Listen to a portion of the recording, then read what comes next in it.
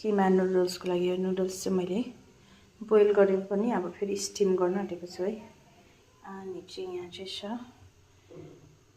पोक चोई साग बोइल भएको छ।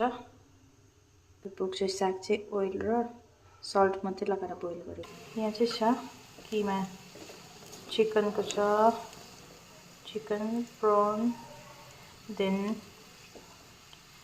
यो छ बटर मसरुम। अनि यहाँ चाहिँ छ यो चाहिँ मैले गार्लिक चिल्ली चाहिँ ओइली टाइपको अचार बनाएको छु। यो चाहिँ अलिअलि खाँदा पनि हुन्छ।